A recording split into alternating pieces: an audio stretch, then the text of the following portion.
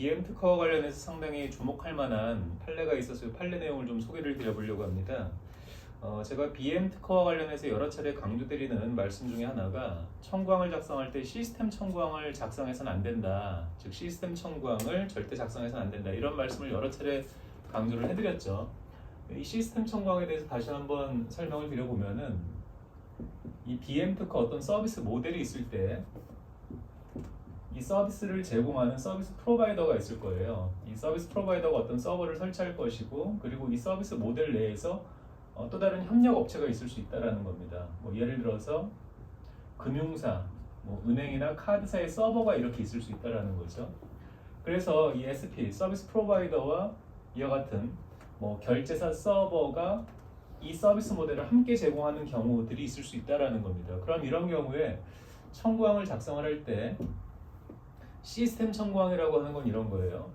어떠어떠한 SP, 즉 서비스 프로바이더의 서버, 요건 이제 예시라고만 생각해 주시면 되겠습니다. 그리고 어떠어떠한 은행 서버를 포함하는 어떠어떠한 시스템, 이렇게 청구항을 작성했다라고 해볼게요. 이런 청구항을 우리가 뭐라고 하느냐 하면은 시스템 청구항이라고 해요.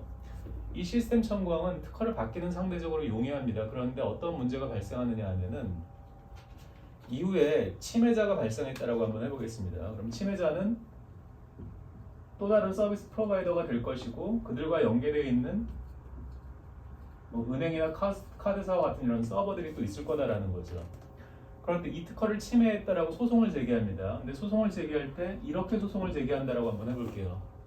저 업체를 상대로 소송을 제기합니다. 그렇다면은 특허 침해를 주장하기 위해서는 이 해당 업체, 즉 특허 침해 소송에서 피고겠죠. 뭐 심판에서는 피청구인이 될 테고, 이 자가 이 특허 청구항 1항의 모든 구성을 완비해야만 침해가 인정이 됩니다.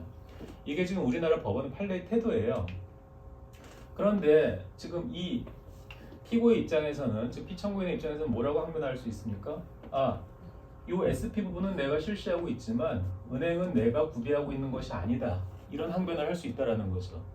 그럼 좀 억울할 수 있겠죠. 이 시스템 청구항의 특허권자는 은행은 여기 있지 않느냐. 그럼 너희 둘이 함께 나의 특허를 침해한 것이 아니냐. 이런 주장을 할 수 있다라는 거죠. 이게 바로 공동 직접 침해 또는 뭐 공동 침해 이론이에요. 그런데 이것은 이론만 있고 판례가 이를 아직 받아들여 준 적은 없습니다. 그러니까 이렇게 소송을 제기하게 되면은 다 패소한다라는 거예요. 그래서 항상 제가 강조해서 말씀드렸던 것이 바로 청구항을 작성할 때는 단일 주체만 등장해야 한다. 즉, 이 SP, 즉 서비스를 제공하는 자를 중심으로 청구항을 작성해야 한다. 이 말씀을 항상 강조해서 드리는 건데요. 그런데 이와 같은 시스템 청구항에 대해서도 침해를 인정해줄 가능성을 보인 판례가 있다라는 거예요. 그게 바로 특허원 판례, 2018 나의 1237 판례인데요. 2019년도에 나온 판례입니다. 물론 이 판례가 BM 특허에서의 판례는 아니고요. 다른 기술 분야에서의 판례입니다. 그런데 이 판례는 이런 설치를 했어요.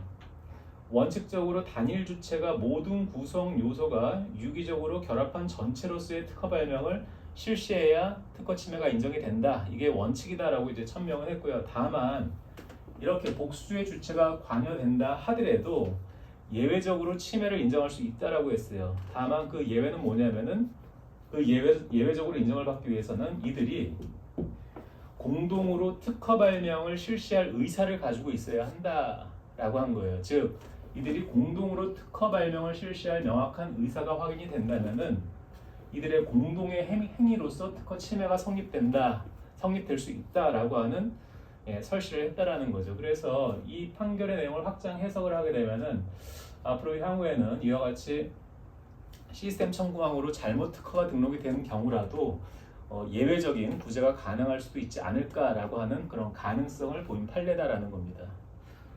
하지만 어디까지나 가능성을 보인 판례이기 때문에 이 판례가 존재한다라고 해서 이와 같은 시스템 청구항의 작성이 괜찮다라든지 아니면은 이 시스템 청구항을 가진 BM 특허를 가지고 특허권의 권리 행사가 용이할 수 있다라든지 이런 건 절대 아니다라는 거죠. 하지만 상당히 중요한 어떤 의미를 갖고 있는 판례이기 때문에 이렇게 좀 설명을 드려봤습니다. 오늘 여기까지 하도록 하겠습니다. 감사합니다.